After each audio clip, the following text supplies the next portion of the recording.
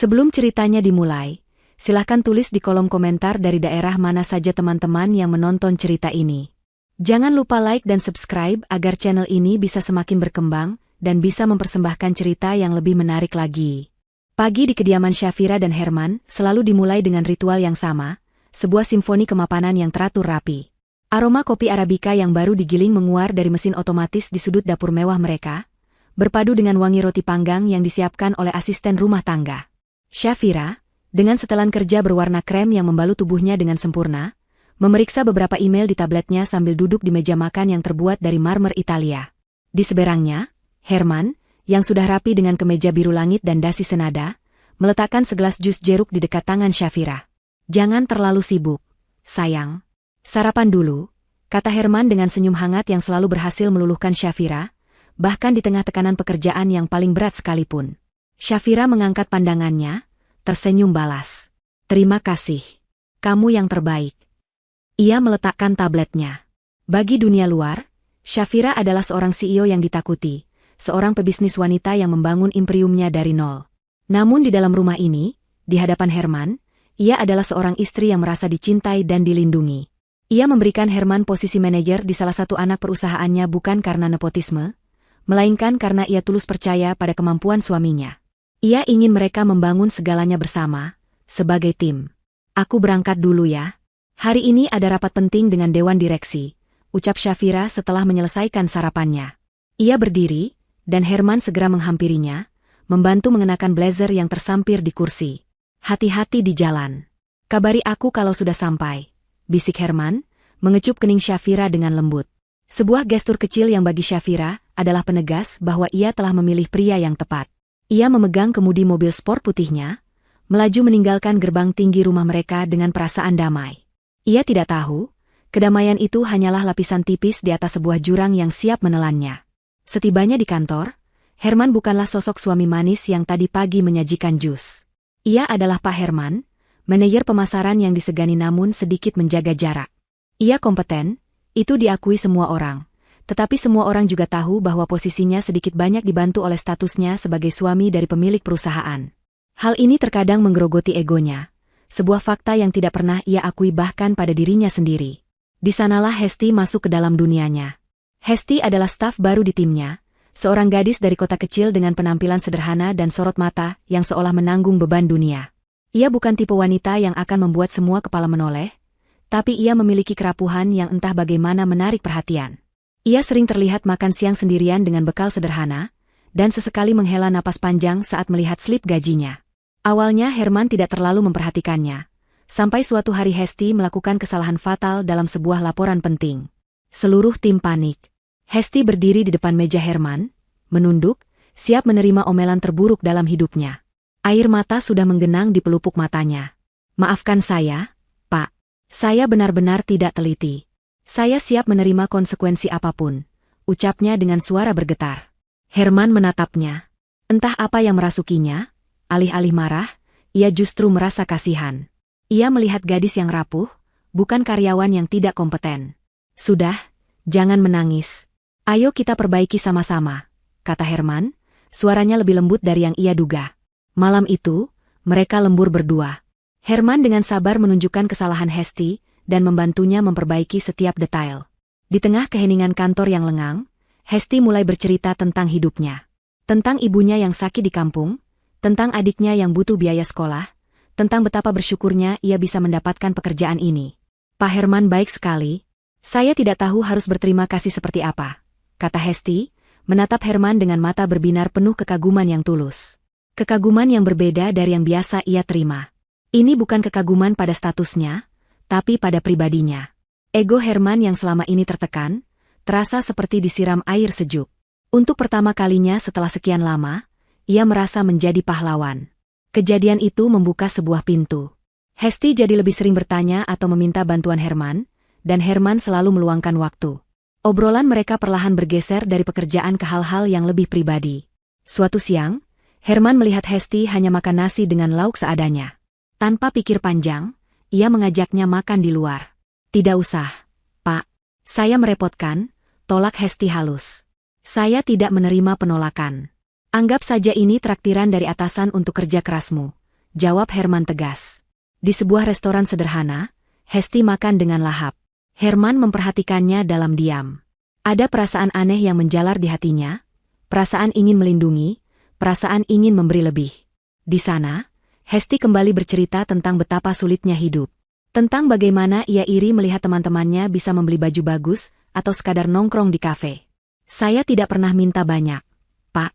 Bisa mengirim uang untuk ibu saja sudah cukup, katanya sambil tersenyum getir. Herman merasa dunianya yang penuh kemewahan berkat Syafira adalah sesuatu yang sangat kontras dan tidak adil. Ia merasa menjadi sosok yang lebih besar dan lebih penting di hadapan Hesti. Ia membayar makan siang mereka, sebuah tindakan kecil yang membuatnya merasa seperti seorang dermawan sejati. Malam itu, Syafira merencanakan makan malam romantis di salah satu restoran bintang 5 termahal di kota. Ia ingin merayakan keberhasilan proyek baru yang ia pimpin. Ia tampil menawan dengan gaun merah marun, sementara Herman terlihat gagah dengan setelan jasnya. Aku bangga sekali padamu, Syafira. Kamu selalu luar biasa, puji Herman sambil menggenggam tangan istrinya di atas meja yang ditaburi kelopak mawar. Syafira tersenyum bahagia. Kita luar biasa, Herman. Kita tim yang hebat. Mereka membicarakan rencana liburan ke Eropa, tentang desain renovasi taman belakang rumah mereka. Semua terdengar sempurna. Namun di tengah perbincangan itu, ponsel Herman yang tergeletak di samping piringnya bergetar pelan. Sebuah notifikasi pesan muncul di layar. Nama Hesti tertera di sana. Dengan gerakan cepat yang nyaris tak terlihat, Herman membuka pesan itu di bawah meja. Matanya membaca kalimat yang dikirim Hesti. Makasih ya, Mas, buat makan siangnya tadi. Mas Herman baik banget, aku jadi nggak enak. Kapan-kapan lagi ya, Mas? Aku seneng banget bisa ngobrol sama Mas. Panggilan, Pak, telah berubah menjadi Mas. Herman merasakan jantungnya berdebar sedikit lebih cepat. Ia merasakan sensasi bahaya sekaligus kegembiraan yang aneh. Sambil terus tersenyum dan mengangguk pada cerita Syafira tentang Italia, jempolnya dengan lincah mengetik balasan. Sama-sama, Hesti. Kapanpun kamu butuh teman cerita, jangan sungkan. Ia mengirim pesan itu, lalu dengan cepat memasukkan ponselnya ke saku celana. Ia kembali mengangkat gelas anggurnya. Untuk kita, katanya pada Syafira, dengan senyum yang sama hangatnya seperti biasa. Syafira menyambut tos itu dengan riang, sama sekali tidak menyadari bahwa suaminya baru saja membuka pintu ke sebuah dunia lain. Di surga mereka yang dibangun di atas kemewahan, sebuah retakan pertama baru saja terbentuk. Sangat halus, namun cukup dalam untuk menghancurkan segalanya. Perubahan pada diri Herman terjadi begitu perlahan, seperti racun yang meresap tanpa warna dan bau. Awalnya adalah hal-hal kecil yang coba Syafira abaikan. Telepon genggam yang tadinya sering tergeletak di mana saja, kini selalu berada dalam genggaman atau saku celananya. Bahkan saat ke kamar mandi, benda itu ikut serta. Jika ada panggilan masuk saat mereka sedang bersama, Herman akan sedikit menjauh untuk menjawabnya, berbicara dengan nada pelan dan formal yang ia sebut sebagai urusan kantor mendadak. Kemudian, frekuensi, lembur, meningkat secara drastis.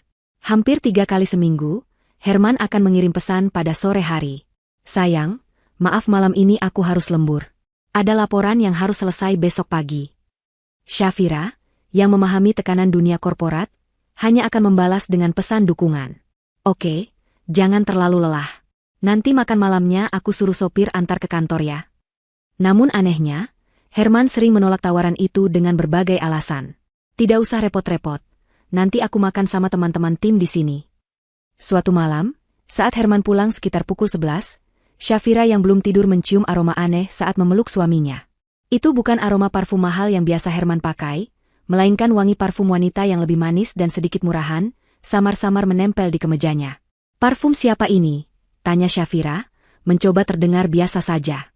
Herman sedikit terkejut, namun dengan cepat ia menguasai diri. Oh, itu mungkin parfumnya Bu Siska, rekan satu timku. Tadi kami rapat di ruangannya yang sempit sampai malam. Mungkin baunya menempel. Jawabnya enteng sambil melepas kemeja dan langsung memasukkannya ke keranjang cucian. Sebuah gerakan yang terlalu cepat dan defensif. Syafira diam. Logikanya menerima penjelasan itu, tetapi hatinya merasakan getaran yang aneh.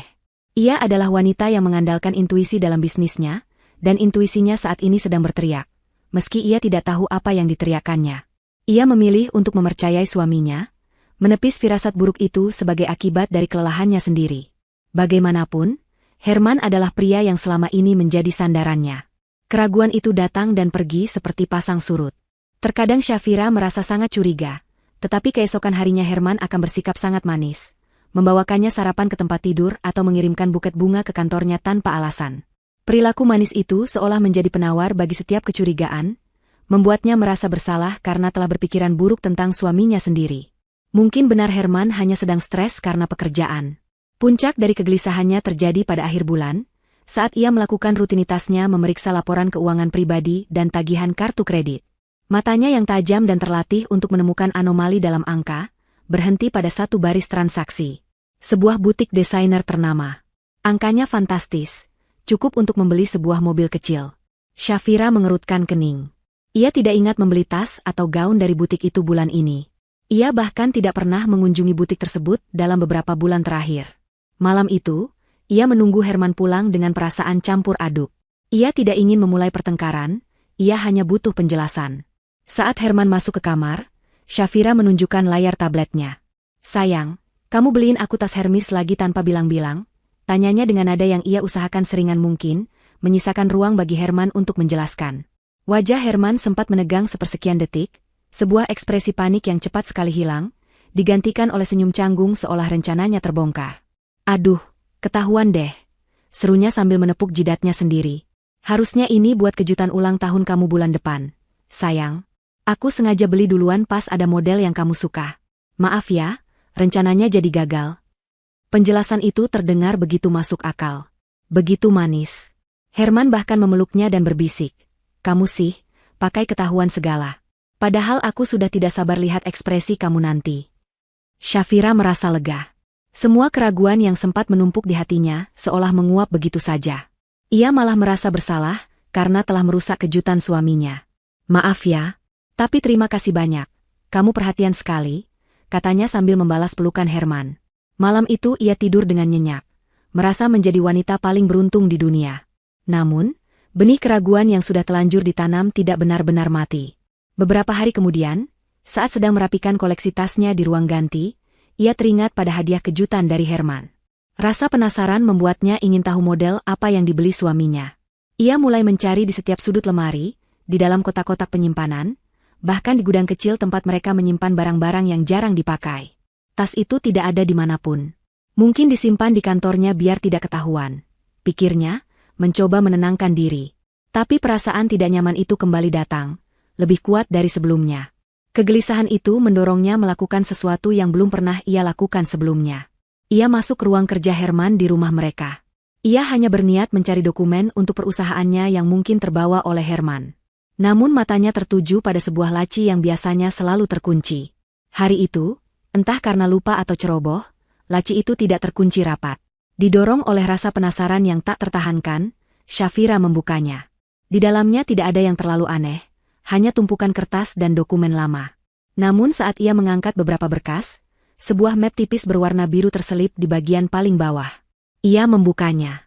Isinya adalah beberapa lembar kwitansi. Satu kwitansi membuatnya berhenti bernapas sejenak. Itu adalah kwitansi dari sebuah bengkel mobil. Di sana tertera dengan jelas nomor polisi mobil sport putih miliknya. Tanggal servisnya adalah 2 minggu yang lalu, hari di mana Herman memberitahunya bahwa ia harus pergi keluar kota untuk pertemuan penting dengan klien. Tapi yang paling membuatnya syok adalah alamat bengkel itu. Bengkel itu berada di sebuah kawasan pinggiran kota yang cukup jauh. Shafira merasakan firasat yang sangat buruk. Ia membuka laptopnya, mengetikkan alamat bengkel itu di peta digital. Jantungnya berdebar kencang saat melihat lokasi bengkel tersebut. Itu adalah kawasan perumahan sederhana dan padat. Kemudian ia teringat sesuatu. Beberapa waktu lalu, Herman pernah bercerita sekilas tentang staf barunya yang bernama Hesti, yang tinggal di kawasan itu. Saat itu Herman bercerita dengan nada kasihan, mengatakan betapa jauhnya Hesti harus bepergian setiap hari untuk bekerja. Sebuah koneksi yang mengerikan mulai terbentuk di benaknya. Tanggal yang tidak cocok. Lokasi yang aneh. Untuk apa mobilnya diservis di bengkel antah-berantah di pinggir kota, pada hari di mana suaminya seharusnya berada di kota lain? Kebohongan itu sekarang begitu nyata, tercetak hitam di atas putih pada selembar kertas di tangannya. Shafira duduk termangu di kursi kerja Herman, memegang kwitansi itu dengan tangan gemetar. Kehangatan dan rasa aman yang selama ini menyelimuti hidupnya terasa retak, pecah berkeping-keping. Surga yang ia pikir nyata, ternyata hanyalah sebuah sangkar emas yang dibangun di atas kebohongan. Dan ia baru saja menemukan celah pertama untuk melihat apa yang sebenarnya ada di baliknya. Shafira tidak langsung mengonfrontasi Herman malam itu. Nalurinya sebagai seorang pebisnis yang terbiasa menghadapi pengkhianatan di ruang rapat mengambil alih. Ia tahu, amarah yang meledak-ledak tanpa strategi hanya akan menghasilkan kekalahan. Ia butuh data, butuh bukti yang tak terbantahkan, butuh posisi yang kuat sebelum melancarkan serangan balasan. Maka, ia melipat kwitansi itu dengan hati-hati, memasukkannya kembali ke dalam map biru, dan meletakkannya persis di posisi semula di dasar laci. Ia menutup laci itu tanpa suara, menghapus jejak sidik jarinya dari permukaan kayu yang mengilap. Tidak boleh ada satupun petunjuk bahwa ia sudah mengetahui kebusukan suaminya. Malam itu, saat Herman pulang dengan alasan rapat yang alot, Shafira menyambutnya dengan senyum yang sama seperti biasanya.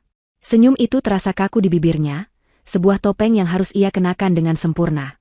Ia bertanya tentang hari suaminya, menuangkan teh hangat untuknya, dan mendengarkan cerita bohong Herman tentang klien rewel dan presentasi yang melelahkan.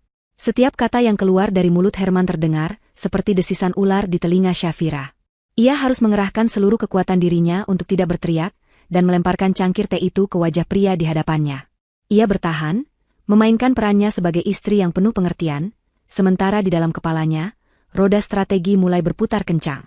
Benih kecurigaan yang ditanam oleh kwitansi itu tumbuh dengan cepat, menyebar seperti akar beracun yang mencekik hatinya. Ia mulai memperhatikan segalanya dengan lebih detail. Cara Herman yang selalu membalikkan ponselnya saat diletakkan di meja, ketegangan di bahunya setiap kali Shafira masuk ke ruangan saat ia sedang menelepon, dan tatapan kosongnya saat mereka berbicara. Semua yang dulu ia anggap sebagai tanda kelelahan kerja, kini terlihat jelas sebagai tanda-tanda kebohongan. Beberapa malam kemudian, Herman kembali mengirim pesan bahwa ia akan pulang larut. Kali ini alasannya adalah menemani klien dari Jepang makan malam. Shafira hanya membalas, "Oke, hati-hati." Namun malam itu, ia tidak bisa diam. Kegelisahan membakarnya dari dalam. Ia butuh jawaban. Firasatnya terus menariknya ke satu tempat, rumah baru mereka. Rumah itu adalah mahakarya impian Shafira. Sebuah villa modern 2 lantai di kawasan perumahan paling elit di kota, dibelinya lunas dengan hasil jerih payahnya sendiri. Setiap detail, mulai dari pemilihan marmer untuk lantai hingga desain lampu gantung di ruang utama, adalah hasil kurasinya secara pribadi. Rumah itu adalah simbol kesuksesannya, istana yang ia siapkan untuk masa depan keluarganya, untuk anak-anak yang ia dan Herman rencanakan. Rumah itu seharusnya masih kosong, steril, dan menunggu untuk ditempati. Dengan tangan yang sedikit gemetar, Shafira mengambil kunci mobilnya yang lain, sebuah sedan elegan yang jarang ia gunakan. Ia melaju dalam keheningan malam, membelah jalanan kota yang mulai lengang.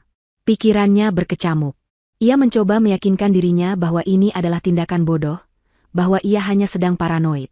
Apa yang ia harapkan untuk ditemukan di sana? Sebuah rumah kosong yang gelap? Tentu saja. Tapi hatinya tidak bisa tenang.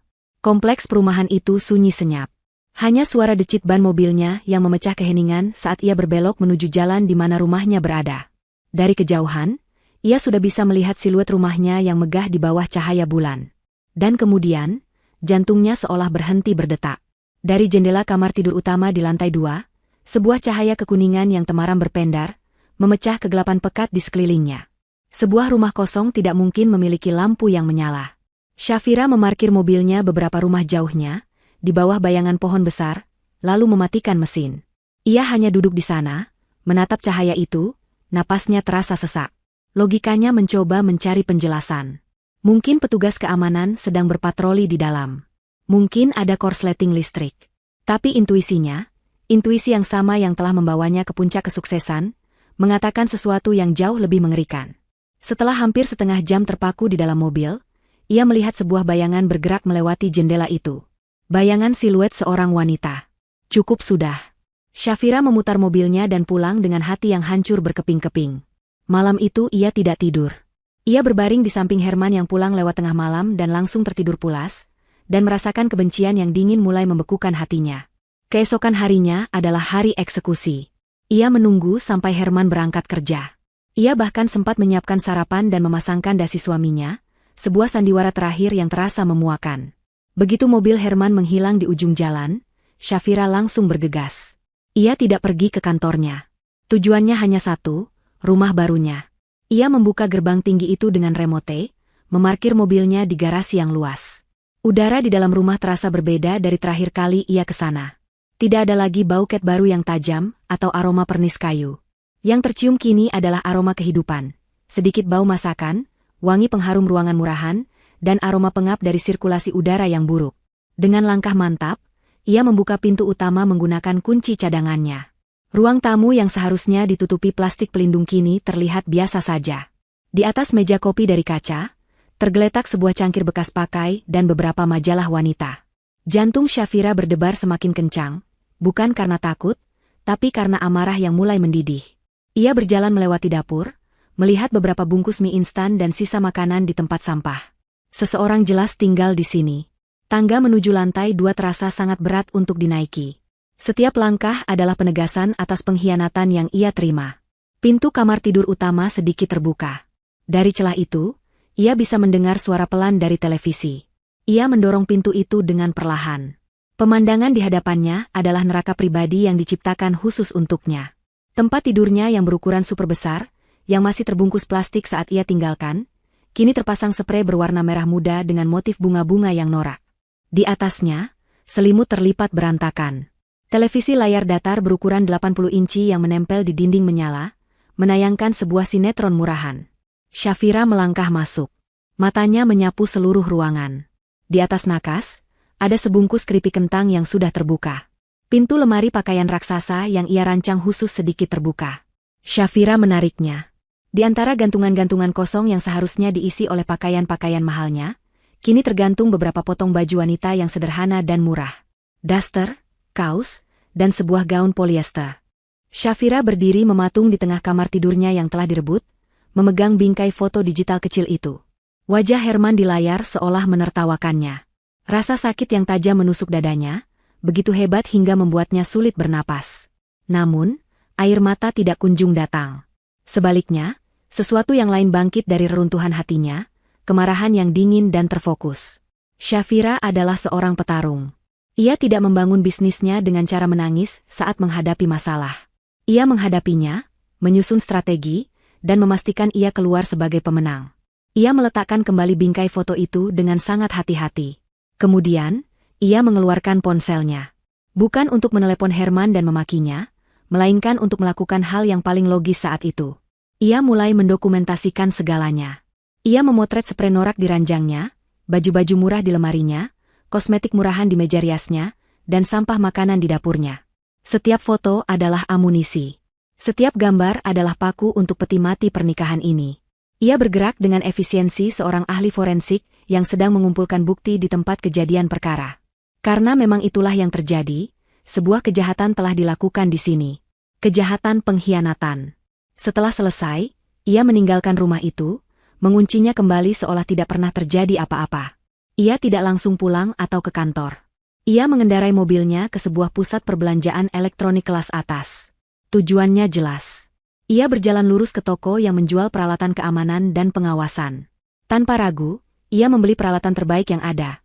Sebuah alat pelacak GPS berukuran mini dengan daya tahan baterai berbulan-bulan, dan beberapa alat penyadap suara canggih yang bisa diaktifkan dari jarak jauh. Ia menghabiskan 1 jam berikutnya di dalam mobilnya, mempelajari buku manual dengan saksama hingga ia mengerti cara kerja setiap alat itu. Langkah selanjutnya adalah eksekusi. Ia menelepon seorang montir kepercayaan dari salah satu bengkel langganannya, seseorang yang loyalitasnya bisa dibeli. Dengan imbalan sejumlah uang yang besar, ia meminta montir itu untuk datang ke kantornya sore itu juga. Saat Herman sedang sibuk di ruangannya, Shafira dengan tenang menyerahkan kunci mobil sport putihnya kepada sang montir di area parkir basement yang sepi. Pasang ini di bawah dashboard, di tempat yang tidak akan pernah terlihat. Pastikan aktif dan terhubung ke aplikasi ini di ponsel saya, perintahnya dengan suara datar. Dalam waktu kurang dari 20 menit, pekerjaan itu selesai. Mobilnya kini memiliki mata dan telinga. Malam itu, babak baru dalam sandiwara rumah tangganya dimulai. Shafira menjadi pengamat. Ia mengaktifkan alat penyadap itu setiap kali Herman menerima telepon dengan curiga, atau pergi ke balkon untuk berbicara. Dan dunia kebohongan suaminya pun terkuak di hadapannya, lapis demi lapis. Rekaman pertama yang ia dengar hampir membuatnya muntah. Itu adalah suara Hesti, terdengar manja dan merajuk. "Mas, aku sendirian lagi di rumah. Sepi. Kapan Mas kesini? Dan kemudian suara Herman, suara yang sama yang beberapa jam lalu berbisik lembut di telinganya, kini menjawab dengan nada yang sama sekali berbeda. Penuh kesabaran dan pemujaan. Sabar ya, sayang. Naganya lagi di rumah, Mas nggak bisa gerak. Besok siang Mas usahain kesana pas jam makan siang ya.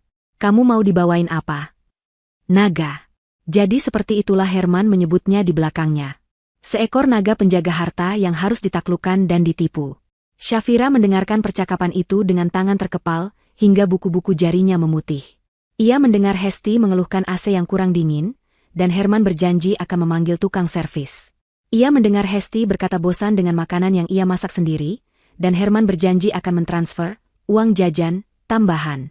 Setiap hari adalah siksaan baru. Syafira menjadi penonton rahasia dari kehidupan ganda suaminya.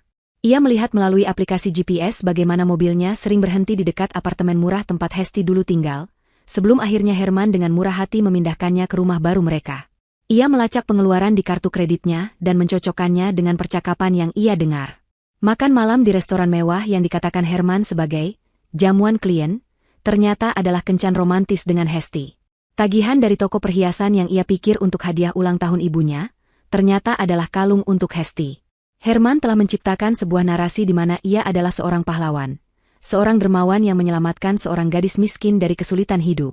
Ia melimpahi Hesti dengan kemewahan yang bukan miliknya, memberikannya tempat tinggal yang ia tidak bangun, dan membiayai gaya hidupnya dengan uang yang tidak ia hasilkan.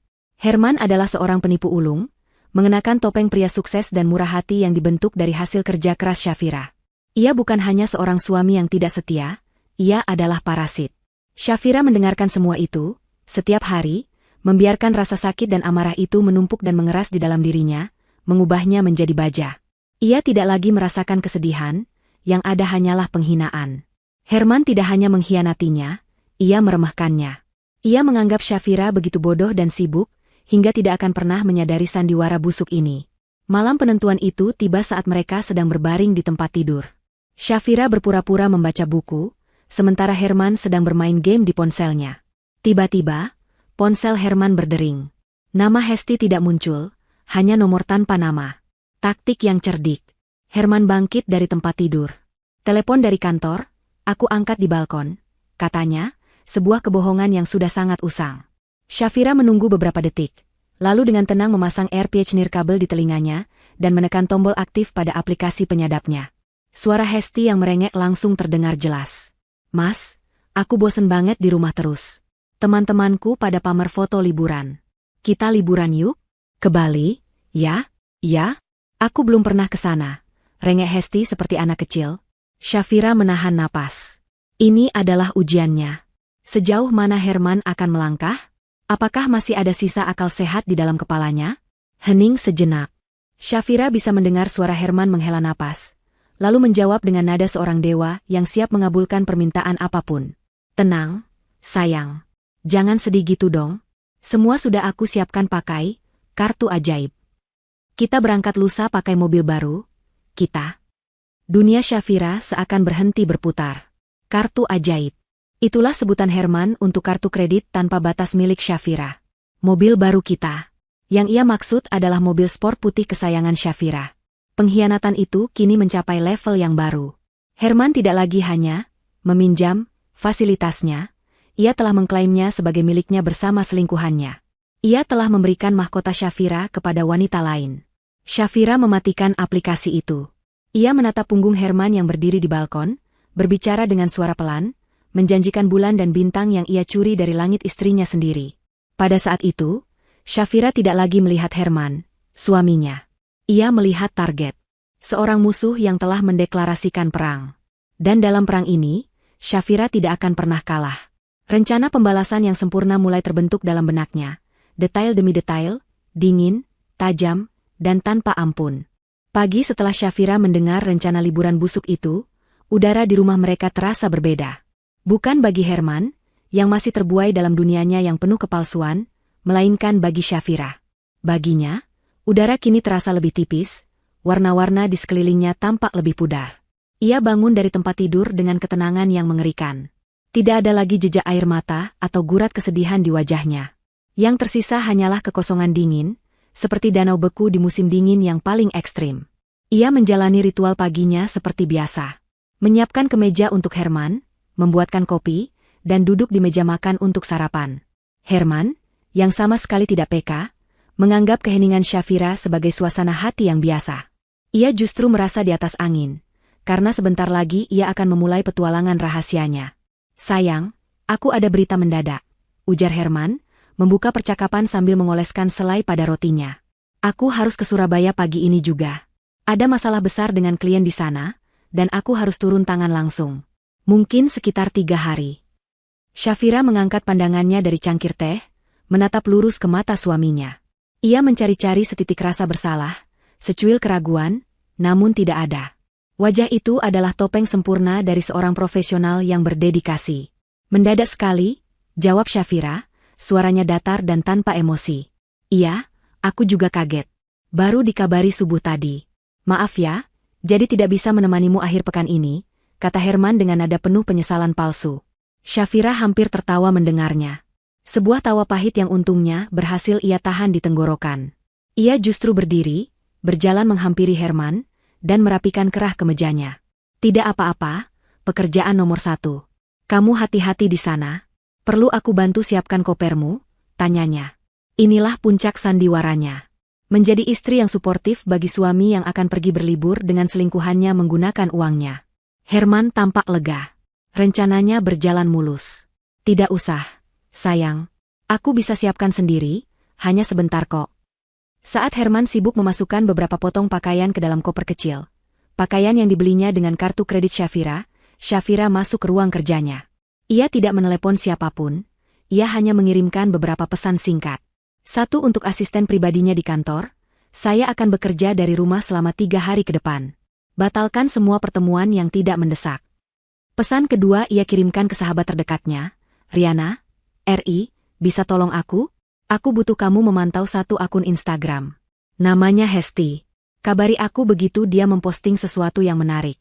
Ini sangat penting. Setengah jam kemudian, Herman turun dengan koper di tangan dan senyum cerah di wajah. Ia memeluk Shafira di ambang pintu. Aku pergi dulu ya. Nanti aku bawakan oleh-oleh sambal terbaik dari Surabaya. Jaga dirimu baik-baik, balas Shafira, membalas pelukan itu dengan tubuh yang terasa kaku seperti kayu. Ia melepaskan pelukan itu, menatap suaminya masuk ke dalam mobil sport putihnya. Mobil hasil kerja kerasnya, mobil kebanggaannya. Ia melambaikan tangan saat mobil itu perlahan menjauh, senyum tipis masih terpasang di bibirnya. Namun begitu mobil itu hilang dari pandangan, senyum itu lenyap seketika, digantikan oleh ekspresi dingin yang setajam es. Perburuan telah resmi dimulai. Shafira tidak membuang waktu. Ia mengubah ruang kerjanya menjadi pusat komando. Di layar laptopnya yang besar, ia membuka aplikasi pelacak GPS. Sebuah titik merah yang berkedip-kedip menunjukkan lokasi mobilnya. Ia memperhatikan titik itu dengan saksama. Alih-alih bergerak ke arah bandara, titik itu dengan pasti melaju ke arah timur, memasuki jalan tol antar provinsi. Jalan tol yang sama yang akan membawa seseorang ke pelabuhan feri untuk menyeberang ke Bali. Kebohongan Herman begitu transparan, begitu menghina. Di layar monitor kedua, ia membuka semua akun media sosialnya. Ia menunggu. Kesabarannya yang telah terasa selama bertahun-tahun dalam negosiasi bisnis kini, ia gunakan untuk menunggu musuhnya melakukan kesalahan. Ia tahu karakter orang seperti Hesti. Seseorang yang begitu haus pengakuan dan validasi tidak akan sanggup menahan diri untuk tidak pamer.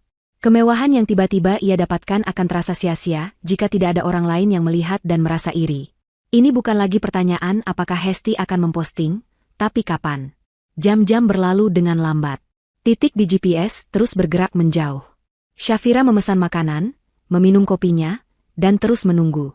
Pikirannya bekerja menyusun berbagai skenario, berbagai langkah yang akan ia ambil. Setiap kemungkinan ia perhitungkan. Ia tidak akan membiarkan ada satu celah pun dalam rencana pembalasannya. Menjelang sore, ponselnya bergetar. Sebuah pesan masuk dari Riana. Isinya hanya sebuah tautan ke profil Instagram dan beberapa kata, "Sa, kamu harus lihat ini. Cepat." Profilnya tiba-tiba jadi publik.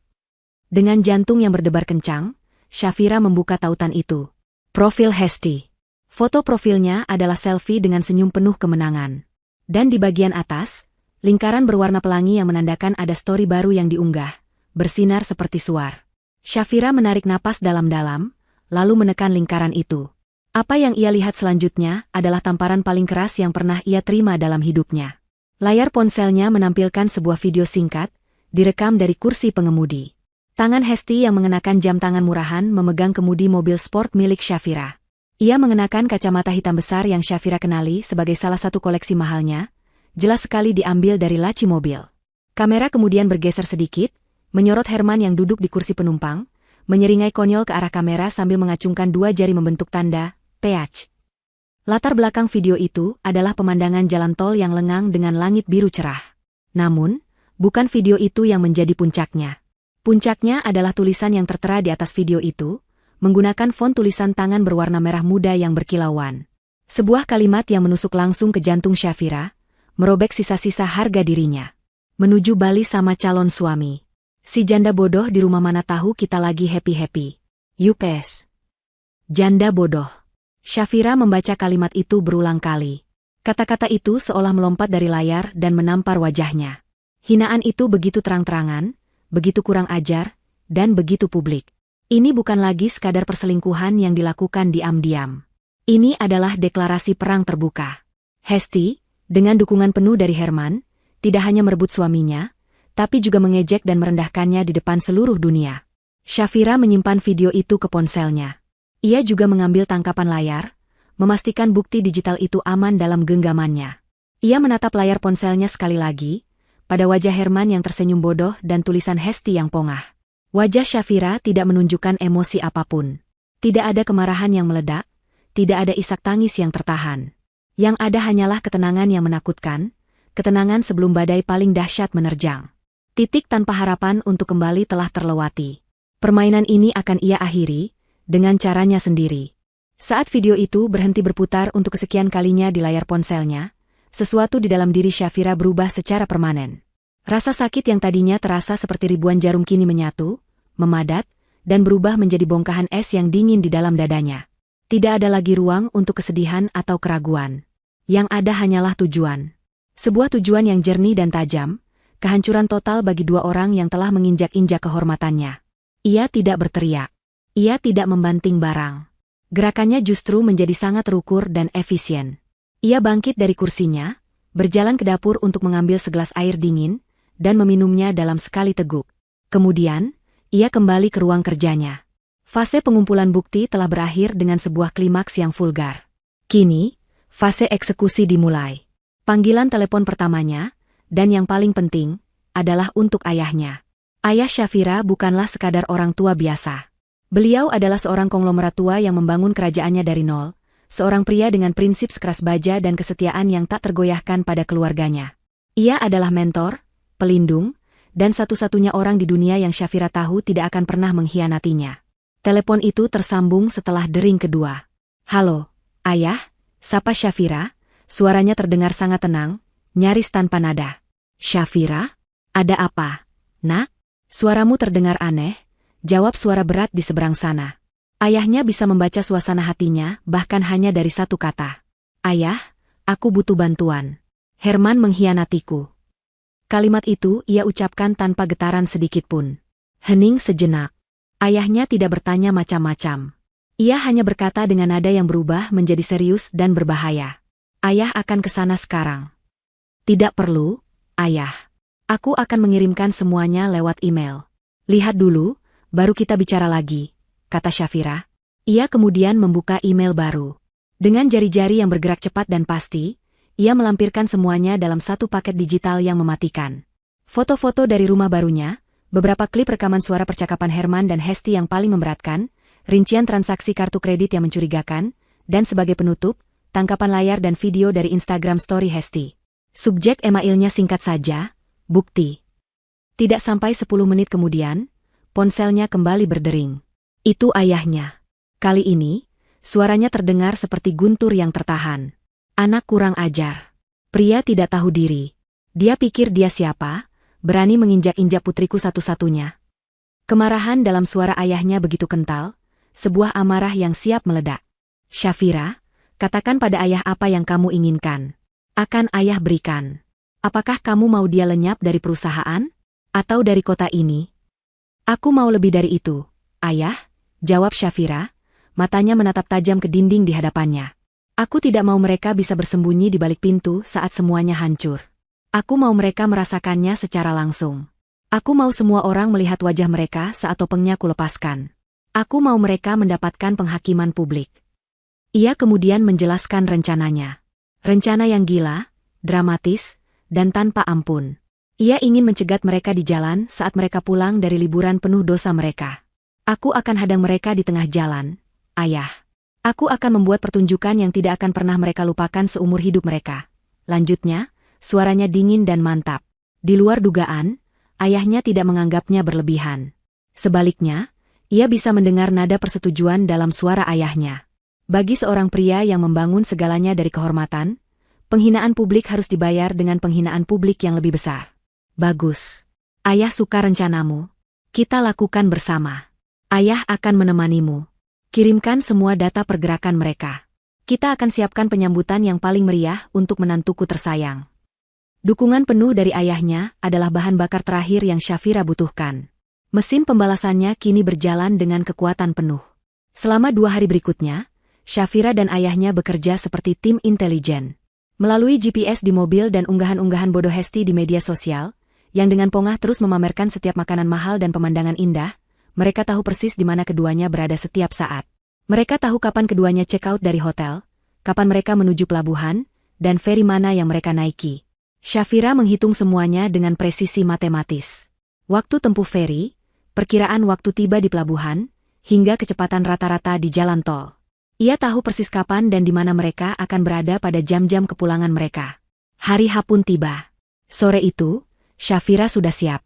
Ia mengenakan celana panjang hitam, blus sutra berwarna gelap, dan sepatu bot yang kokoh. Riasannya minimalis namun tegas, menonjolkan sorot matanya yang tajam. Ia bukan lagi istri yang tersakiti, ia adalah seorang eksekutor. Sebuah SUV hitam legam yang mengintimidasi berhenti di depan rumahnya. Ayahnya turun dari kursi penumpang, wajahnya keras seperti batu pualam. Di belakangnya, sebuah mobil lain berhenti, berisi 2 orang pria berbadan tegap, orang-orang kepercayaan ayahnya yang paling setia. Kamu siap, Nak? Tanya ayahnya sambil menatap putrinya lekat-lekat. Syafira mengangguk, tanpa ragu. Aku lahir untuk saat ini, Ayah. Mereka berangkat menuju jalan tol, lalu berhenti di sebuah area peristirahatan yang telah mereka tentukan sebagai titik tunggu. Syafira duduk di kursi depan SUV, ponselnya menyala, menampilkan peta digital dengan titik merah yang terus bergerak mendekat. Titik itu adalah mobilnya, yang membawa 2 pengkhianat itu pulang ke neraka yang telah mereka ciptakan sendiri. Setiap kilometer yang mereka tempuh, membawa mereka lebih dekat pada kehancuran mereka. Mereka baru saja melewati Cirebon. Perkiraan waktu tiba di titik pencegatan sekitar 45 menit lagi. Lapor Syafira kepada ayahnya, suaranya tenang dan terkendali. Ayahnya hanya mengangguk. Tangannya terkepal di atas pangkuannya. Mereka menunggu dalam keheningan yang tegang, hanya suara deru kendaraan di jalan tol yang menemani. Waktu terasa berjalan sangat lambat. Akhirnya, titik merah di peta itu sudah sangat dekat. Ayahnya menoleh padanya, tatapannya tajam. Kamu yakin, Nak? Tidak ada jalan untuk kembali setelah ini. Syafira mengangkat pandangannya dari ponsel. Matanya berkilat dengan api dingin yang belum pernah ayahnya lihat sebelumnya. Api seorang ratu yang akan merebut kembali tahtanya. Aku tidak pernah seyakin ini seumur hidupku, Ayah. Ia menunjuk ke sebuah tikungan di jalan tol yang terlihat di depan mereka. Tempat jalanan sedikit menyempit karena ada proyek perbaikan. Mereka akan lewat tikungan itu dalam 5 menit. Kita sambut mereka di sana. Ayahnya memberi isyarat kepada sopir. Mesin SUV itu meraung hidup. Suaranya berat dan mengancam. Mobil itu meluncur keluar dari area peristirahatan, kembali ke jalur utama, berakselerasi dengan cepat. Badai itu tidak lagi akan datang. Badai itu telah tiba. 5 menit terasa seperti seumur hidup. Di dalam SUV hitam yang melaju kencang, keheningan begitu pekat hingga suara napas Syafira terdengar seperti embusan angin. Matanya terpaku pada satu titik di depan. Sebuah mobil sport putih yang melaju dengan santai di lajur tengah, tidak menyadari bahwa takdirnya akan segera dirobek paksa. Di dalamnya, ada suaminya dan selingkuhannya, mungkin sedang tertawa, mungkin sedang merencanakan kebohongan berikutnya, membawa pulang kenangan liburan haram mereka. Syafira merasakan getaran dari mesin mobil di bawah kakinya, seolah mobil itu pun ikut merasakan amarahnya yang membara. 200 meter lagi. Sopir ayah di mobil belakang sudah siap, kata ayahnya, suaranya tenang namun mengandung beban yang berat. Ia menatap putrinya, memastikan sekali lagi. Syafira hanya mengangguk. Matanya tidak pernah lepas dari target. Sekarang, desis Syafira. Sopir itu seolah mengerti aba-aba tak bersuara. Ia menginjak pedal gas dalam-dalam. SUV raksasa itu meraung dan melesat maju, menyalip beberapa mobil dengan manuver yang agresif namun presisi. Dalam hitungan detik, mereka sudah berada persis di samping mobil sport putih itu. Syafira bisa melihat dengan jelas dari jendela sampingnya. Hesti sedang bersandar manja di bahu Herman, sementara Herman mengemudi dengan satu tangan, wajahnya tampak rileks dan puas. Pemandangan itu adalah bensin terakhir yang disiramkan ke dalam api amarah Syafira. Tanpa peringatan, sopir itu membanting setir ke kanan, memotong jalur mobil sport itu. Secara bersamaan, ia menginjak rem dengan keras. Decit ban yang memekakan telinga merobek udara sore itu, meninggalkan jejak hitam panjang di aspal. Herman, yang sama sekali tidak siap, terkejut setengah mati. Ia mengumpat sambil membanting pedal rem sekuat tenaga. Mobil sport itu berhenti mendadak. Hanya beberapa sentimeter dari bumper belakang SUV yang kokoh. Tepat pada saat itu, mobil kedua yang membawa orang kepercayaan ayah Syafira berhenti dengan mulus di belakang mobil sport itu, menguncinya di antara dua kendaraan, tanpa ada celah untuk melarikan diri. Selama beberapa detik, waktu seolah berhenti. Herman dan Hesti masih terpaku di kursi mereka, syok dan kebingungan. Kemudian, pintu SUV di depan mereka terbuka. Syafira melangkah keluar. Ia bergerak dengan keanggunan seekor macan kumbang yang mendekati mangsanya. Setiap langkahnya di atas aspal jalan tol yang panas itu, penuh dengan tujuan dan kemarahan yang telah ia pendam selama berminggu-minggu. Angin meniup rambut panjangnya, dan sorot matanya begitu tajam, hingga seolah bisa menggores baja. Di sisi lain, ayahnya juga turun, berdiri tegak seperti benteng, kehadirannya saja sudah cukup untuk mengintimidasi siapapun. Di dalam mobil sport itu, kepanikan mulai menjalari Herman. Wajahnya pucat pasi saat ia mengenali siapa yang baru saja mencegatnya. Ia dengan cepat menekan tombol kunci sentral, mengunci semua pintu. Sebuah tindakan pengecut yang sia-sia. Syafira tiba di samping pintu penumpang. Ia menatap Hesti, yang wajahnya kini dipenuhi ketakutan murni. Hesti menyusut di kursinya, mencoba bersembunyi. Syafira tidak berkata apa-apa. Ia hanya menarik gagang pintu. Terkunci. Tanpa mengubah ekspresi wajahnya, ia memberi isyarat singkat ke belakang. Salah satu pria berbadan tegap dari mobil ayahnya maju dengan cepat. Di tangannya ada sebuah alat kecil. Dalam satu gerakan cepat dan efisien, ia membobol kunci itu. Suara, klik, keras terdengar, menandakan pertahanan terakhir mereka telah runtuh. Syafira menarik pintu itu dengan kasar. Udara di dalam mobil yang tadinya penuh tawa kini terasa dingin oleh teror. Keluar, perintah Syafira, suaranya rendah dan berbahaya. Hesti hanya menggeleng, menangis tanpa suara. Tolong, Mbak, jangan. Syafira sudah kehabisan kesabaran. Ia mencondongkan tubuhnya ke dalam, satu tangannya mencengkeram segenggam rambut Hesti yang diwarnai terang. Ia menariknya tanpa ampun. Hesti menjerit kesakitan, sebuah jeritan melengking yang menarik perhatian semua pengguna jalan tol yang mulai melambat dan berhenti. Syafira tidak peduli. Ia menyeret Hesti keluar dari kursi kulit mobil mewahnya, menyeretnya seperti menarik gulma beracun dari tamannya. Lepaskan dia, Sa, kamu gila, teriak Herman, akhirnya menemukan suaranya. Ia mencoba keluar dari mobil, tapi begitu pintunya terbuka, ayah Syafira sudah berdiri di sana, menghalangi jalannya. Diam di tempatmu, pengecut, geram ayah Syafira, tatapan matanya cukup untuk membuat Herman membeku ketakutan. Di luar, Syafira mendorong Hesti dengan keras hingga wanita itu jatuh tersungkur di aspal yang kasar. Gaun liburan Hesti yang tipis tersingkap, memperlihatkan pemandangan yang menyedihkan. Ia menangis terseduh-seduh, menutupi wajahnya yang kini menjadi pusat tontonan. Puluhan orang sudah keluar dari mobil mereka, ponsel terangkat, kamera merekam setiap detik dari opera sabun yang terjadi di hadapan mereka. Kilatan lampu blitz mulai menyambar-nyambar. Inilah panggung yang diinginkan Syafira. Inilah audiensnya. Ia kemudian mengeluarkan ponselnya sendiri. Dengan tangan yang stabil, ia menekan tombol rekam, mengarahkan kamera ke wajah Hesti yang berlinang air mata. Kemudian, ia mengangkat kepalanya, suaranya menggema di tengah kebisingan jalan tol, lantang, jelas, dan penuh dengan racun kemenangan. Semuanya lihat baik-baik, teriaknya, memastikan semua kamera tertuju padanya. Wanita ini namanya Hesti. Dia seorang pelakor yang tidur di ranjang saya, tinggal di rumah saya yang bahkan belum pernah saya tinggali. Ia kemudian menggerakkan kameranya, menyorot Herman yang berdiri gemetar di samping mobil, dijaga oleh ayahnya. Dan ini suami saya, Herman. Seorang pengkhianat yang membiayai hidup selingkuhannya ini pakai uang saya. Mereka baru saja pulang liburan dari Bali, pakai mobil saya, dan menghabiskan ratusan juta dari kartu kredit saya. Syafira kembali mendekati Hesti, menyorongkan ponselnya tepat ke depan wajah wanita itu. Dan kau, desisnya, suaranya kini hanya untuk didengar Hesti. Kau pikir aku tidak tahu kau menyebutku, janda bodoh, di media sosialmu? Sekarang lihat sekelilingmu. Siapa yang terlihat bodoh sekarang? Pertunjukan itu telah mencapai puncaknya. Tepuk tangan dan siulan dari beberapa penonton mulai terdengar, bercampur dengan suara klakson mobil yang marah karena macet total. Syafira berdiri di tengah-tengah kekacauan itu, bukan sebagai korban, tetapi sebagai sang sutradara.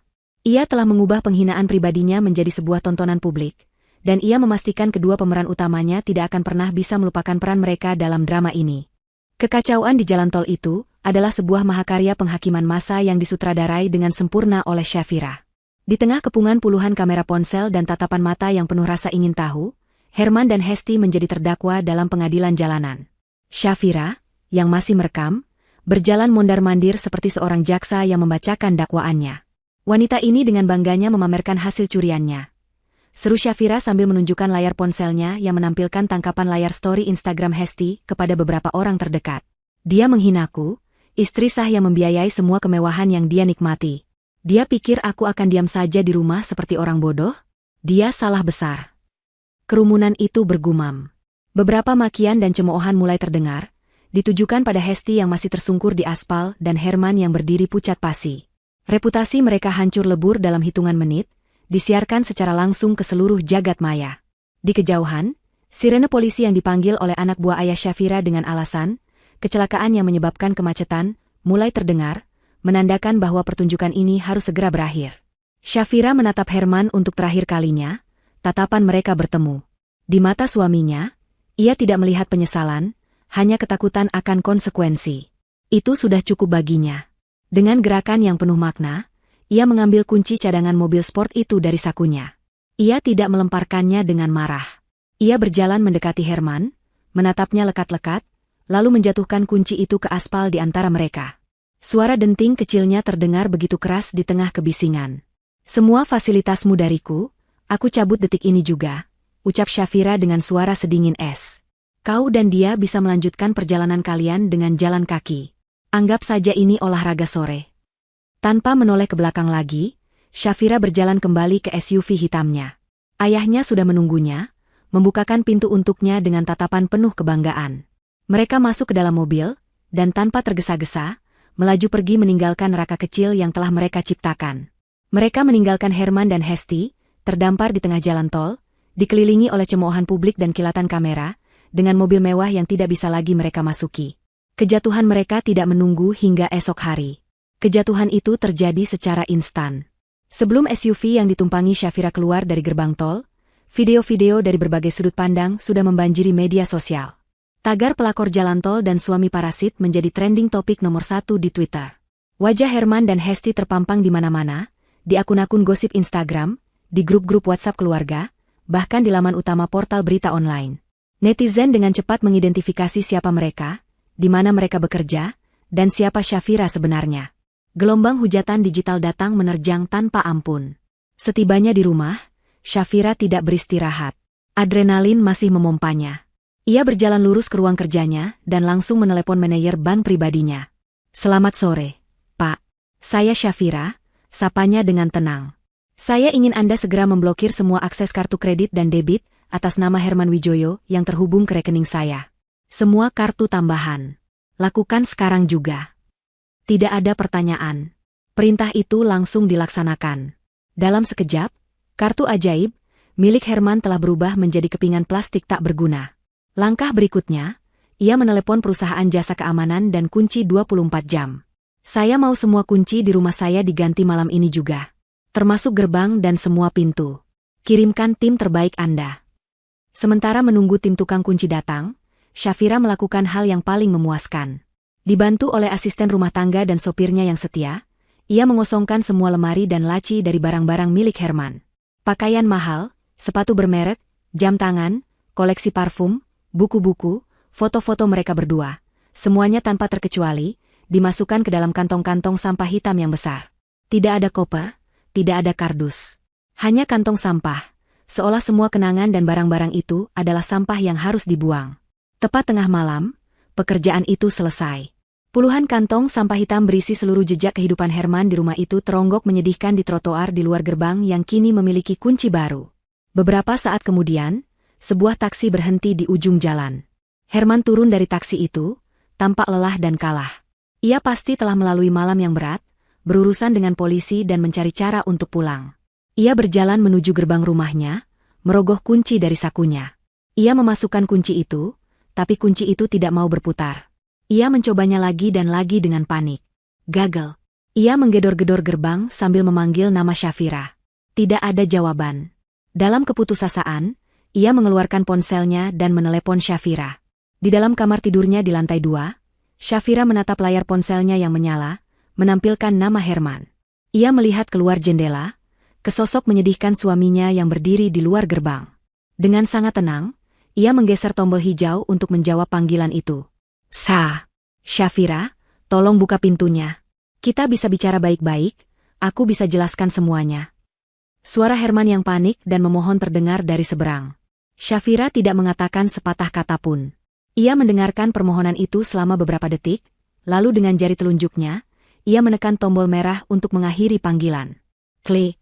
Suara sambungan yang terputus adalah satu-satunya jawaban yang diterima Herman. Tepat pada saat itu, seolah langit pun ikut memberikan penghakimannya, hujan deras mulai turun. Air hujan mengguyur tubuh Herman, membasahi dirinya hingga kuyup. Ia menatap nanar pada kantong-kantong sampah hitam yang berisi seluruh hartanya, yang kini juga basah oleh air hujan. Ia terkunci di luar istananya, tanpa uang, tanpa harga diri, dan tanpa tempat untuk pulang. Kejatuhannya terjadi begitu cepat, begitu brutal, dan begitu tuntas. Ia telah kehilangan segalanya dalam satu hari. Hujan yang turun malam itu seolah menjadi tirai yang menutup babak kemewahan dalam hidup Herman. Berdiri kuyup di luar gerbang rumah yang pernah menjadi miliknya, ia adalah gambaran sempurna dari seorang raja yang digulingkan dari tahtanya. Panggilan teleponnya yang diputus oleh Syafira, tanpa sepatah kata pun adalah vonis terakhirnya. Ia sendirian, basah, dan hancur. Kantong-kantong sampah hitam yang tergeletak di trotoar bukan hanya berisi barang-barangnya, tetapi juga seluruh sisa-sisa harga dirinya. Setelah 1 jam yang terasa seperti selamanya, berdiri di bawah guyuran hujan dengan putus asa, sebuah mobil patroli keamanan kompleks menghampirinya, memintanya dengan sopan namun tegas untuk pergi, karena Ibu Syafira meminta privasinya tidak diganggu. Dengan langkah gontai, Herman menyeret dirinya menjauh, meninggalkan semua miliknya di belakang. Ia tidak punya pilihan. Ia hanya membawa dompet dan ponselnya, yang baterainya hampir habis. Kartu debit dan kreditnya sudah menjadi plastik tak berguna. Uang tunai yang ia miliki hanya cukup untuk membayar taksi ke satu-satunya tempat yang bisa ia pikirkan, tempat kos Hesti yang lama. Ia berharap wanita itu ada di sana, atau setidaknya ia bisa memohon pada pemilik kos untuk memberinya tempat berteduh. Namun, nasib buruk sepertinya telah melekat padanya. Setibanya di sana, pemilik kos yang galak langsung mengenalinya dari video yang viral. Oh, ini toh laki-laki tak tahu malu itu. Pergi dari sini. Saya tidak mau tempat saya jadi sarang pelakor dan penipu, usirnya sambil mengacungkan sapu. Herman diusir untuk kedua kalinya dalam 1 malam. Di sisi lain kota, Hesti mengalami nasib yang tidak kalah tragis. Setelah ditinggalkan Herman di jalan tol, ia berhasil mendapatkan tumpangan dari seorang pengendara yang kasihan, hanya untuk tiba di rumah baru Syafira, dan menemukan semua kuncinya telah diganti. Ia menggedor-gedor pintu seperti orang gila, namun yang menyambutnya hanyalah keheningan. Akhirnya, 2 orang satpam yang dipanggil oleh tetangga yang terganggu menyeretnya pergi dari kompleks elit itu. Tanpa uang dan tujuan, ia berakhir di sebuah terminal bus, meringkuk di kursi tunggu yang dingin, menjadi sasaran tatapan penuh cemoohan dari orang-orang yang mengenalinya dari internet. Pagi harinya adalah awal dari mimpi buruk yang sesungguhnya.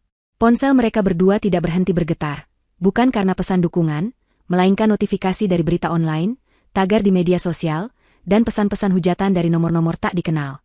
Video penghadangan di jalan tol telah ditonton jutaan kali. Wajah mereka menjadi meme, bahan tertawaan, dan simbol perselingkuhan paling memalukan abad ini. Tepat pukul 9 pagi, email resmi dari Departemen HRD perusahaan tempat mereka bekerja masuk ke ponsel mereka masing-masing. Isinya singkat dan brutal, pemecatan tidak dengan hormat. Alasan yang diberikan adalah tindakan yang mencoreng nama baik dan citra perusahaan. Dalam sekejap, mereka tidak hanya kehilangan reputasi, tetapi juga satu-satunya sumber penghasilan mereka. Dalam keputusasaan, Herman dan Hesti akhirnya berhasil bertemu setelah saling menelepon dengan sisa-sisa baterai ponsel mereka. Pertemuan mereka tidak lagi romantis. Tidak ada lagi panggilan, sayang, atau mas. Yang ada hanyalah dua orang kalah yang saling menyalahkan. Ini semua gara-gara kamu, bentak Herman, wajahnya kusut karena tidak tidur. Kalau saja kamu tidak pamer di Instagram, kita tidak akan ketahuan. Gara-gara aku, balas Hesti tak kalah sengit, matanya bengkak karena menangis. Kamu yang janjiin aku bulan dan bintang. Kamu bilang semuanya aman. Kamu bilang istrimu itu bodoh dan tidak akan tahu apa-apa. Ternyata kamu yang bodoh. Pertengkaran sengit itu terjadi di sebuah warung kopi murah di pinggir jalan, menjadi tontonan gratis bagi pengunjung lain. Hubungan yang dibangun di atas pondasi kemewahan dan kebohongan ternyata begitu rapuh. Begitu kemewahan itu dicabut, yang tersisa hanyalah kebencian dan penyesalan. Dengan sisa-sisa uang yang berhasil mereka kumpulkan, mereka menyewa sebuah kamar kos sempit, pengap, dan berjamur di sudut kota yang paling kumuh. Kamar itu menjadi penjara bagi mereka, tempat mereka menghabiskan hari-hari dengan bertengkar, meratapi nasib, dan saling menyalahkan atas kehancuran hidup mereka. Sementara itu, Syafira bergerak maju dengan kecepatan penuh. Seminggu setelah insiden di jalan tol, seorang kurir mengantarkan sebuah amplop coklat tebal ke kamar kos Herman. Isinya adalah surat gugatan cerai dan pembagian harta gonogini. Herman membukanya dengan tangan gemetar, berharap masih ada sedikit celah, sedikit belas kasihan. Harapannya musnah seketika. Pengacara Syafira, yang merupakan salah satu yang terbaik di negeri ini, telah menyusun dokumen yang begitu rapat dan tanpa ampun. Di dalamnya terlampir semua bukti perselingkuhan, penyalahgunaan aset, dan penipuan yang telah dilakukan Herman. Perjanjian pranikah yang dulu dianggap Herman sebagai formalitas belaka, kini menjadi senjata pamungkas Syafira. Perjanjian itu menyatakan dengan jelas bahwa semua aset yang dimiliki Syafira sebelum dan selama pernikahan adalah miliknya sepenuhnya. Herman tidak berhak atas sepeser pun. Rumah, mobil, saham perusahaan, tabungan, semuanya atas nama Syafira. Herman keluar dari pernikahan itu persis seperti saat ia memasukinya, dengan tangan hampa. Bahkan, surat itu juga menuntut Herman untuk mengembalikan sejumlah uang yang telah ia habiskan untuk Hesti, sebuah tuntutan yang mustahil bisa ia penuhi. Herman jatuh terduduk di lantai kamar kos yang kotor, surat itu terlepas dari tangannya. Ia benar-benar telah mencapai titik nol. Ia tidak punya apa-apa lagi. Dalam puncak keputusasaannya, matanya tertuju pada satu-satunya barang berharga yang masih melekat padanya. Sebuah jam tangan mewah bermerek Swiss yang diberikan Syafira sebagai hadiah ulang tahun pernikahan mereka yang kedua. Jam tangan itu adalah simbol status terakhirnya, satu-satunya pengingat akan kehidupannya yang dulu. Dengan harapan terakhir, ia membawa jam tangan itu ke sebuah toko jam mewah bekas. Ia butuh uang untuk makan dan membayar sewa kos. Petugas toko itu memeriksa jam tangan itu dengan saksama menggunakan kaca pembesar. Setelah beberapa menit yang terasa begitu lama, petugas itu meletakkan jam itu kembali di atas meja bludru. "Maaf, Pak. Kami tidak bisa menerima ini," kata petugas itu dengan nada sopan. "Kenapa? Itu jam asli. Harganya ratusan juta," protes Herman. Petugas itu tersenyum tipis. "Dari luar memang terlihat sempurna, Pak. Tapi ini adalah replika kualitas super. Mesinnya bukan mesin asli Swiss. Sangat bagus buatannya, tapi tetap saja palsu." Dunia Herman seakan runtuh untuk kesekian kalinya. Ia menatap jam tangan di tangannya dengan nanar. Jadi, bahkan saat mereka masih dalam masa-masa paling romantis pun, Syafira tidak pernah sepenuhnya mempercayainya. Hadiah yang ia bangga-banggakan, simbol kemewahan yang ia pamerkan kepada semua orang, ternyata hanyalah sebuah kebohongan yang indah. Syafira selalu selangkah lebih maju. Ia bukan hanya seorang istri yang kaya, ia adalah seorang pemain catur ulung, dan Herman hanyalah pion kecil yang bodoh, yang baru saja diskakmat dengan telak. Ia tertawa, sebuah tawa kering dan putus asa yang menggema di kamar kosnya yang sempit. Ia telah kehilangan segalanya. Bahkan ilusi kebahagiaan masa lalunya pun ternyata palsu. 6 bulan berlalu. Musim telah berganti, begitu pula dengan kehidupan Syafira. Ia telah memotong pendek rambutnya, memberikannya penampilan yang lebih segar, tegas, dan modern. Perceraiannya dengan Herman telah final. Ia tidak meminta 1 sen pun dari mantan suaminya, karena memang tidak ada yang bisa diminta. Ia hanya meminta kembali nama baik dan kebebasannya, dan ia mendapatkan keduanya. Rumah baru yang dulu menjadi saksi bisu pengkhianatan, kini telah ia sulap menjadi istananya yang sesungguhnya. Semua perabotan yang pernah disentuh oleh Hesti telah ia singkirkan, ia donasikan kepada mereka yang membutuhkan. Ia menyewa desainer interior terbaik untuk merombak total setiap sudut rumah itu. Nuansa kelam dan norak digantikan dengan desain minimalis yang elegan, didominasi warna putih, abu-abu, dan emas. Rumah itu kini menjadi cerminan dirinya, kuat, berkelas, dan penuh cahaya. Di sanalah ia kini tinggal, mengubah luka menjadi kekuatan, mengubah tempat yang ternoda menjadi singgasana kemenangannya. Bisnisnya melesat lebih tinggi dari sebelumnya. Tanpa beban pikiran dan energi yang terkuras oleh kebohongan suaminya, Shafira menjadi lebih fokus dan brilian. Ia meluncurkan 2 lini produk baru yang sukses besar di pasaran, membuat saham perusahaannya meroket. Ia kini bukan hanya seorang CEO yang disegani, tetapi juga ikon wanita mandiri yang menginspirasi banyak orang. Kisahnya, meski berawal dari skandal yang menyakitkan, justru menjadi bukti ketangguhan seorang wanita. Ia sering diundang menjadi pembicara dalam seminar-seminar pemberdayaan perempuan, menceritakan perjalanannya, tentu saja tanpa menyebut nama, dan memberikan kekuatan bagi mereka yang pernah merasakan kepahitan yang sama. Ia tidak lagi mencari cinta, tetapi ia juga tidak menutup hatinya. Ia menikmati hidupnya, dikelilingi oleh sahabat-sahabat sejati dan keluarga yang selalu mendukungnya. Kedamaian telah kembali ke dalam hidupnya. Sebuah kedamaian yang ia perjuangkan dengan air mata dan keberanian. Suatu minggu sore yang cerah, Shafira sedang bersantai di teras belakang rumah barunya. Dengan secangkir teh melati hangat di tangan, ia menatap taman yang baru saja selesai ditata. Kolam ikan koi kecil dengan gemericik airnya memberikan suasana yang menenangkan. Ia membuka tabletnya, sekadar membaca berita-berita ringan untuk mengisi waktu.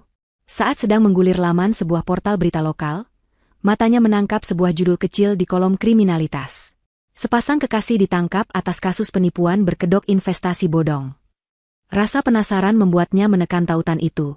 Sebuah artikel singkat muncul, menceritakan tentang sepasang pria dan wanita yang menipu beberapa orang dengan janji keuntungan besar dari investasi fiktif. Kerugian korban tidak terlalu besar, menandakan bahwa pelaku adalah amatir yang sedang putus asa. Namun, yang membuat napas Shafira tercekat adalah foto yang terpampang di bawah judul itu. Foto tersangka saat digiring oleh polisi di sebuah kantor polisi yang kumuh. Itu mereka, Herman dan Hesti. Penampilan mereka sungguh menyedihkan, kontras sekali dengan citra glamor yang dulu mereka coba tampilkan. Herman terlihat jauh lebih tua. Rambutnya acak-acakan, wajahnya kuyu, dan ada lingkaran hitam pekat di bawah matanya. Ia mengenakan kaos oblong pudar yang kebesaran. Kilatan arogansi di matanya telah lenyap, digantikan oleh tatapan kosong penuh kekalahan. Di sampingnya, Hesti tampak lebih parah. Wajahnya yang dulu dipoles riasan kini tampak pucat dan kusam. Rambutnya yang diwarnai terang kini terlihat kering dengan warna hitam yang mulai tumbuh di akarnya. Ia menundukkan kepalanya dalam-dalam, mencoba menyembunyikan wajahnya dari kamera wartawan. Mereka berdua tampak seperti sepasang gelandangan yang kalah perang, terikat bersama bukan oleh cinta, melainkan oleh nasib buruk yang mereka ciptakan sendiri. Shafira menatap foto itu lama sekali. Tidak ada lonjakan amarah atau rasa puas yang meluap-luap. Yang ia rasakan justru adalah ketenangan yang dalam. Sebuah titik. Sebuah penutup yang sempurna untuk sebuah babak kelam dalam hidupnya.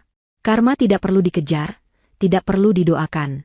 Karma bekerja dengan caranya sendiri, dalam senyap, dan selalu tiba tepat pada waktunya. Keadilan telah menemukan jalannya sendiri. Ia meletakkan kembali tabletnya di meja.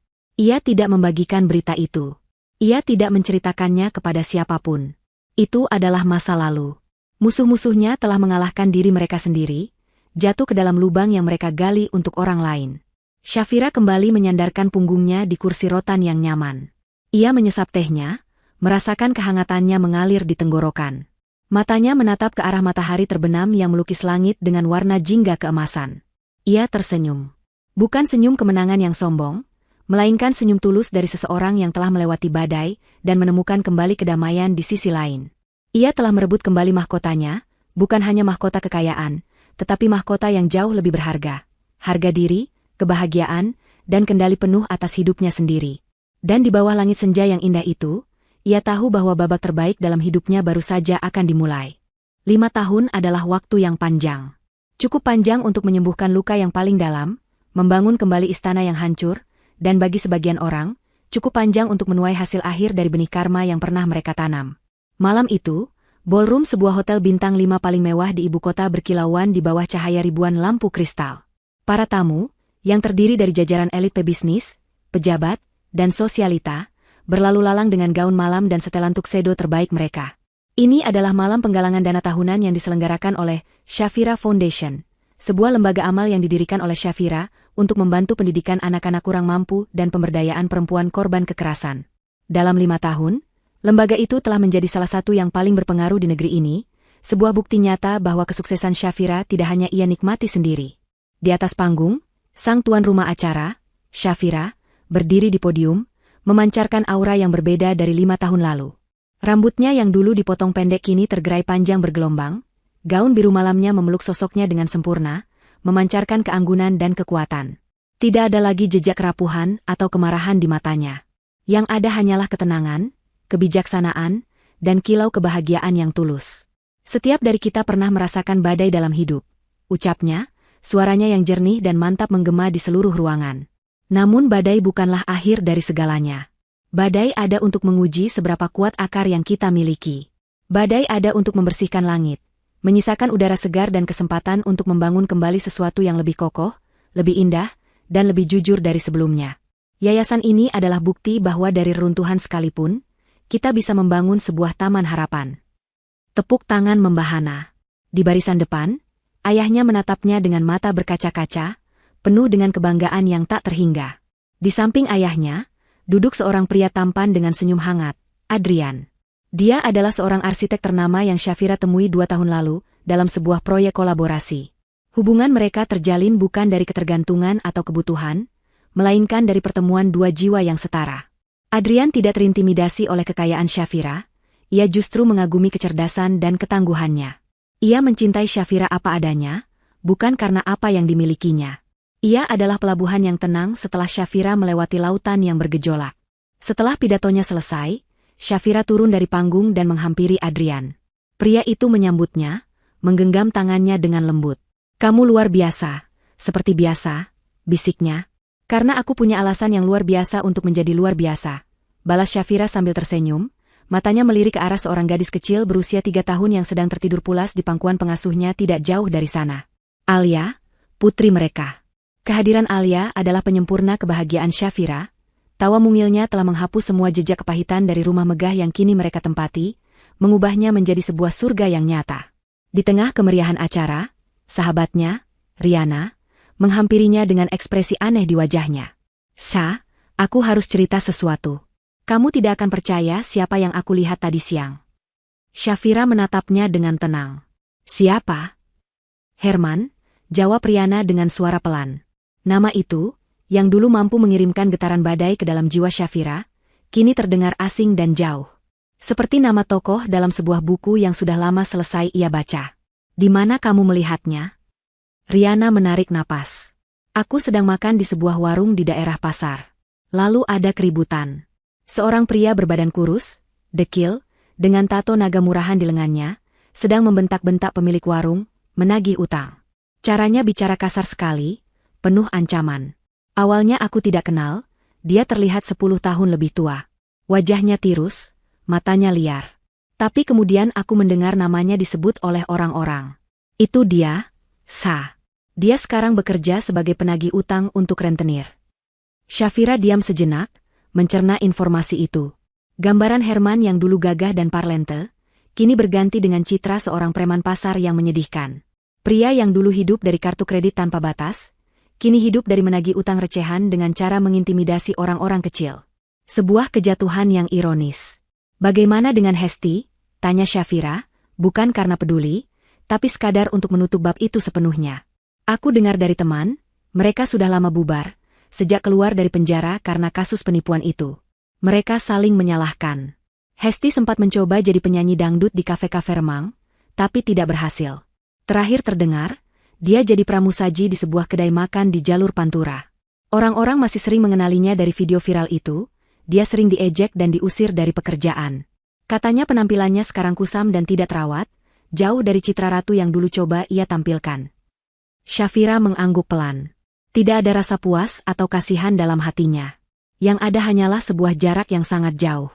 Kehidupan mereka dan kehidupannya kini berada di dua alam semesta yang berbeda, tidak akan pernah bersinggungan lagi. Mereka telah memilih jalan mereka sendiri, jalan pintas menuju kemewahan yang ternyata adalah jalan buntu menuju kehancuran. Mereka tidak dihukum oleh Syafira, mereka dihukum oleh pilihan dan karakter mereka sendiri. Biarlah, hanya itu yang Syafira katakan. Ia kemudian menatap Adrian dan putrinya. Masa laluku sudah tidak punya tempat lagi di sini.